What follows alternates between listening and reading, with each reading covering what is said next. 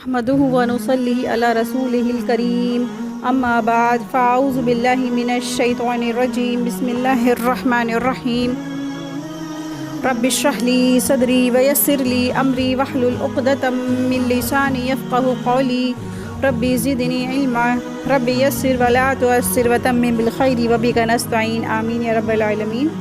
मुअज़्ज़ज़ सामईन, आप सबको 15 मिनट के मदरसे में खुश आमदीद। अहलन व सहलन मरहबा। अल्हम्दुलिल्लाह, अल्लाह सुब्हानहू तआला के फ़ज़्ल व करम से आज हमारी 15 मिनट मदरसा की सेकंड क्लास है। आज हमारे 10 मौजू हैं। आज हम 10 मौजू के बारे में जानेंगे। पहला इस्लामी तारीख़, दूसरा अल्लाह की कुदरत, तीसरा एक फ़र्ज़ के बारे में, चौथा एक सुन्नत के बारे में, पाँचवां एक अहम अमल, छठा एक गुनाह, सातवां एक दुनिया के बारे में, आठवां आखिरत के बारे में, नौवां तिब्बे नबवी से इलाज, 10वां कुरान करीम की नसीहत। तो इन सब की डिटेल कि गुनाह क्या है, फ़र्ज़ है क्या, सुन्नत क्या है, तो इन सब के बारे में दर्स नंबर 1 में बताया गया है। जिन्होंने दर्स नंबर 1 नहीं सुना है तो बराए मेहरबानी उसे ज़रूर सुनिए ताकि आप जान सकें गुनाह क्या है, सुन्नत क्या है। तो आज हमारा पहला मौजू इस्लामी तारीख़ के बारे में आज हम जानेंगे। तो इस्लामी तारीख़ में जानेंगे ज़मीन और आसमान की पैदाइश। तो अल्लाह सुब्हानहू तआला ने इस पूरी कायनात और उसकी तमाम चीज़ों को बेमिसाल पैदा किया है। कुरान करीम में ज़मीन व आसमान की पैदाइश का तज़किरा कई जगह पर आया है। बाज़ जगह बहुत सराहत के साथ ज़िक्र है कि किसको कितने दिनों में पैदा किया है। उन तमाम आयतों को सामने रखने के बाद पता चलता है कि पहले ज़मीन का मादा तैयार किया गया और वो भी उसी हालत में था कि आसमान के मादे को धुएँ की शक्ल में बनाया गया। फिर ज़मीन को मौजूदा शक्ल और सूरत में फैला दिया गया, यानी जो इस वक्त ज़मीन की शक्ल सूरत है इसी शक्ल सूरत में उसको फैला दिया गया और साथ ही उसकी तमाम चीज़ें पैदा की गई। इसके बाद सातों आसमान को बनाया गया। इस तरह ज़मीन और आसमान और उनके दरमियान की चीज़ों का वजूद में आई। ये सारा काम कुल 6 दिनों में मुकम्मल हुआ। ख़ुद अल्लाह सुब्हानहू तआला कुरान करीम में फ़रमाते हैं कि हमने ही इस ज़मीन और आसमान को और जो कुछ इनके दरमियान है उन सबको 6 दिनों में पैदा किया और हम उनकी पैदाइश में थकन का कोई एहसास नहीं हुआ। सूरह क़ाफ आयत नंबर 38 में तो अल्लाह तबारक तआला फरमाते हैं कि हमने इन तमाम चीज़ों को, जो कुछ भी ज़मीन और ज़मीन के दरमियान है, सबको पैदा किया और हमें उनकी पैदाइश में थकन तक्की का एहसास ना हुआ, है ना। अल्लाह सुब्हानहू तआला की ज़ात बेमिसाल है। इसी तरह से इस्लामी तारीख़ में आता है फ़रिश्तों की मखलूक। फ़रिश्ते अल्लाह ताला की मखलूक हैं जो नूर से पैदा हुए हैं। वो हमारी नज़रों से गायब हैं, कभी भी वो अल्लाह की नाफरमानी नहीं करते हैं। अल्लाह तबारक ताला ने उनको मुख्तलिफ़ कामों पर लगा रखा है। वो हर वक्त उन्हीं के कामों में लगे हुए हैं। फ़रिश्ते बेशुमार हैं, उनकी तादाद अल्लाह तबारक ताला ही को मालूम है। उनमें से 4 मशहूर फ़रिश्ते और मुक़र्रबीन में से हैं। पहला हज़रत जिब्रील अलैहिस्सलाम, जो अल्लाह की किताब और उस अल्लाह ताला के अहकामात और किताबों को लाते हैं और पैगंबरों के पास पहुंचाते हैं। दूसरा हज़रत इसराफील अलैहिस्सलाम, जो क़यामत में अल्लाह तबारक ताला के हुक्म से सूर फूकेंगे। तीसरा हज़रत मीकाईल अलैहिस्सलाम, जो बारिश का इंतज़ाम करते हैं और मखलूक को रोज़ी पहुंचाने में मुकर्रर हैं। चौथा हज़रत इज़राईल अलैहिस्सलाम, जो मखलूक की जान निकालने पर मुकर्रर हैं। इसी तरह उनके अलावा भी बहुत सारे फ़रिश्ते हैं जो अल्लाह ताला की हम्द व सना की और उनकी पाकी बयान करने में लगे रहते। जैसे हम अपनी सांस लेते हैं ना, इसी तरह से फ़रिश्ते भी हैं, अल्लाह ताला की तस्बीह करते हैं और वो ज़रा भी नहीं थकते हैं। वो 24 घंटे इसी तरह से अल्लाह की तस्बीह करते रहते हैं। दूसरा हमारा मौजू है कि अल्लाह तबारक ताला की कुदरत। तो अल्लाह तबारक ताला की सबसे बड़ी जो कुदरत है, जो हमारे आस पास है, जो हमारे इस्तेमाल की भी चीज़ है, वो क्या है? दूध। तो दूध के बारे में आता है, ये अल्लाह की सबसे बड़ी नियामत है और अल्लाह ताला की कुदरत की निशानी है। अल्लाह तबारक ताला ने लोगों की ग़िज़ा के लिए दूध का इंतज़ाम फरमाया और उसके लिए गाय, भैंस, ऊँट, बकरी जैसे जानवरों को पैदा किए जो अपने बच्चों को भी दूध पिलाते हैं और हर इंसानों के लिए दूध और ग़िज़ाई ज़रूरत को भी पूरा करती है। ذرا غور فرمائیے، تمام چوپائے ایک ہی طرح کے گھاس کھاتے ہیں، مگر ان جانوروں کے جو غبار ہے خون کے درمیان سے صاف ستھرا جو ہے دودھ ہمیں ملتا ہے، جو بہت بھرپور غذائیت کا کام کرتا ہے۔ یقیناً انسانوں کے لیے لذیذ اور پاک صاف دودھ میں بھی اللہ سبحانہ تعالیٰ نے جو ہے ایک قدرت کی، اللہ کی قدرت کی اس میں زبردست نشانی ہے۔ سورہ نحل آیت نمبر 66 میں بھی آتا ہے وَإِنَّ لَكُمْ فِي الْأَنْعَامِ لَعِبْرَةً نُسْقِيكُم مِّمَّا فِي بُطُونِهِ مِن بَيْنِ فَرْثٍ وَدَمٍ لَبَنًا خَالِصًا سَائِغًا لِلشَّارِبِينَ، کہ تمہارے لیے چوپایوں میں بھی بہت بڑی عبرت موجود ہے۔ ان کے پیٹوں میں سے غذا اور غذائیت جو ہے اللہ تعالیٰ دیتے ہیں، یعنی دودھ دیتے ہیں جو خون اور جو ہے غبار کے بیچ سے نکلتا ہے۔ اللہ سبحانہ تعالیٰ خالص دودھ پلاتے ہیں جو پینے والوں کے لیے خوشگوار ہے نا۔ اللہ سبحانہ تعالیٰ کی بے مثال قدرت ہے۔ اور دودھ دیکھیے آج ہمارے ہر چیز کی، ہر ہماری جو غذا، ہمارا جو جتنی بھی کھانے پینے کی چیزیں ہیں، اگر آپ گننا چاہیں تو گن بھی نہیں سکتے کتنی چیزیں دودھ سے بنتی ہیں۔ دودھ، دہی، پنیر، بٹر اور ہر چیز آپ دیکھیں کہ دودھ سے ہی بنتی ہے، اور دودھ بہت فائدے مند ہے، کمپلیٹ ڈائٹ ہے ایک دودھ۔ حدیث میں بھی آتا ہے کہ دودھ مکمل غذا ہے۔ رسول اللہ صلی اللہ علیہ وسلم نے فرمایا دودھ کے سوا کوئی اور چیز نہیں جو کھانے پینے دونوں میں کفایت کرے۔ ایک اور حدیث میں آتا ہے کہ دودھ کا تحفہ لوٹانا نہیں چاہیے۔ ایک اور حدیث میں آتا ہے رسول اللہ صلی اللہ علیہ وسلم نے فرمایا 3 چیزیں لوٹائی نہیں جاتی ہیں، تکیہ، تیل اور دودھ۔ اسی طرح سے جب ہجرت کا سفر تھا رسول اللہ صلی اللہ علیہ وسلم کا، تو برا بن عازب کہتے ہیں نبی کریم صلی اللہ علیہ وسلم ہجرت کر کے جب مدینہ گئے تو رسول اللہ صلی اللہ علیہ وسلم کو راستے میں پیاس محسوس ہوئی، بس آپ ایک چرواہے کے پاس گزرے تو ابو بکر رضی اللہ عنہ نے ایک بکری دودھ لا کر آپ کو ان کو پلایا، یعنی کہ ایک بکری کا دودھ دو کے رسول اللہ صلی اللہ علیہ وسلم کو پلایا۔ تو نبی کریم صلی اللہ علیہ وسلم رات میں ہمیشہ دودھ پینا پسند کرتے تھے بجائے کھانے کے۔ تو دودھ بہت زیادہ طاقتور ہے، اور آپ صلی اللہ علیہ وسلم جب بھی دودھ لیتے تھے تو وہ کیا تھا، فل کریم ملک نہیں ہوتا تھا، یعنی کہ اس کا اوپر کا جو چکنائی ہے یا بلائی وغیرہ سب کچھ اتری ہوئی ہوتی تھی، یعنی کہ تو دودھ ہمارے لیے بہت فائدہ مند ہے۔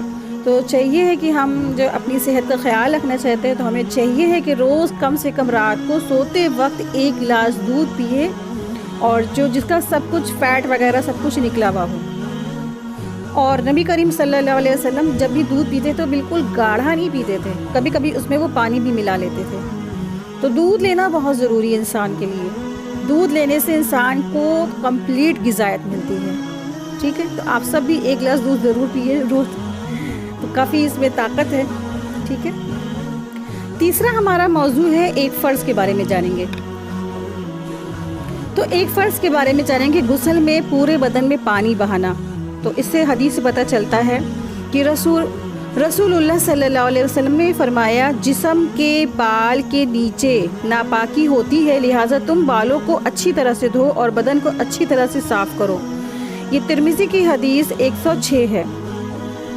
تو جب بھی انسان غسل کرے تو اپنے ایک بالوں کو، سر کے بال ہو اس کو اچھے سے خلالہ کر کے اپنی جو ہے پاکیزگی حاصل کرے۔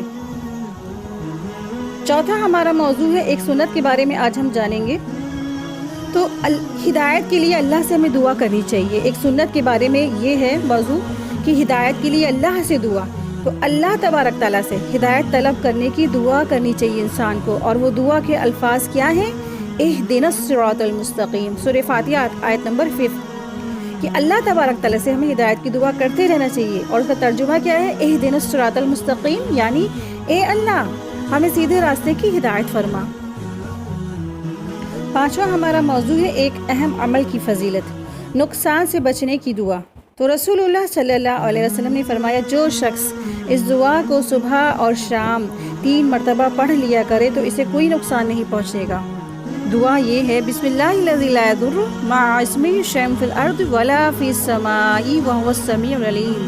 ترجمہ، شروع کرتی ہوں اللہ تعالیٰ کے نام سے جس کے نام کی برکت سے زمین اور آسمان کی کوئی چیز نقصان نہیں پہنچا سکتی، جو سننے والا اور جاننے والا ہے۔ یہ ترمذی شریف کی حدیث سے 3388۔ چھٹا ہمارا موضوع ہے ایک گناہ کے بارے میں جانیں گے۔ تو ایک گناہ جس میں آتا ہے سود کھانا. تو فرمان قرآن کریم میں اللہ سبحانہ تعالیٰ نے فرمایا کہ جو لوگ سود کھاتے ہیں کل قیامت کے دن قبروں سے اس طرح سے نکلیں گے جیسے انہیں کسی جن یا بھوت نے لپٹ کر باولا کر دیا ہو. سورہ بقرہ آیت نمبر 275 میں آتا ہے. تو سود کھانا بہت بڑا گناہ ہے. 7واں ہمارا موضوع ہے دنیا کے بارے میں جانیں گے. دنیا پر راضی ہو جانا کیسا ہے؟ تو سورہ توبہ آیت نمبر 38 میں بھی آتا ہے اس کے بارے میں. قرآن کریم میں اللہ تبارک تعالیٰ فرماتے ہیں کیا تم لوگ آخرت کی زندگی کے مقابلے میں دنیا کی زندگی پر راضی ہو گئے ہو؟ دنیا کا مال متاع تو آخرت کے مقابلے میں کچھ بھی نہیں ہے. اس لیے کسی انسان کے لیے مناسب نہیں ہے کہ وہ آخرت کو بھول کر زندگی گزارے یا دنیا کے تھوڑے سے سامان اور جو ہے مال و متاع سے وہ اس کی خاطر وہ اپنی آخرت کو برباد کر دے. تھوڑے سے مال متاع اور تھوڑے سے چند کوڑیوں اور چند درہم کے خاطر اپنا انسان آخرت برباد کر لے. تو یہ دنیا کیا ہے؟ حقیر سی جگہ ہے، ایک حقیر سا ہے. اور انسان کا آخرت کیا ہے؟ ہمیشگی کا ہے. تو انسان کو چاہیے کہ اپنی وہ آخرت نہ برباد کرے. 8واں ہمارا موضوع ہے آخرت کے بارے میں جانیں گے. مردے کی حالت. تو رسول اللہ صلی اللہ علیہ وسلم نے فرمایا جب مردے کو لوگ اٹھا کر لے جاتے ہیں اور اگر وہ نیک ہوتا ہے تو وہ کہتا ہے مجھے جلدی آگے بڑھاؤ، اور اگر وہ برا ہوتا ہے تو وہ کہتا ہے اے میری ہلاکت آ گئی، تم کہاں مجھے لے جا رہے ہو؟ اس کی آواز کو جن اور انس کے سوا اللہ کی تمام مخلوقات سنتی ہے، اور اگر اس کی آواز انسان سن لیتے تو وہ بے ہوش ہو جاتے. اس قدر وہ ہائے ہتے اور غم کی حالت میں چیخ رہا ہوتا ہے، چل رہا ہوتا ہے.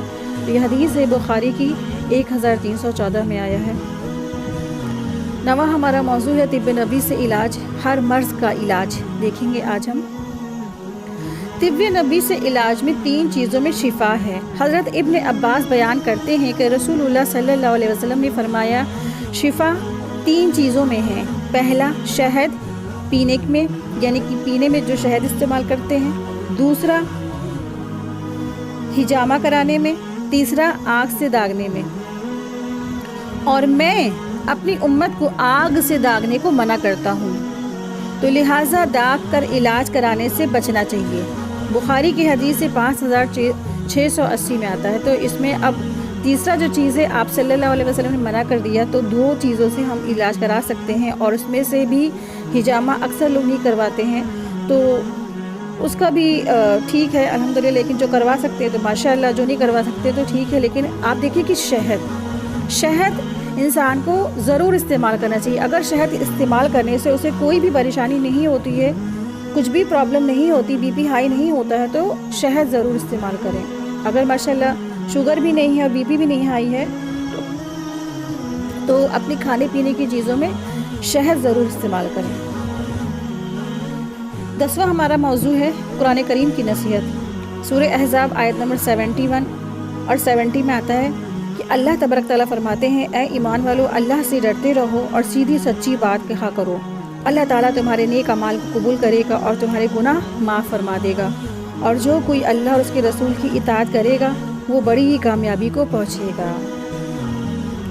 تو اس میں بتا دیا گیا کامیابی کیا ہے.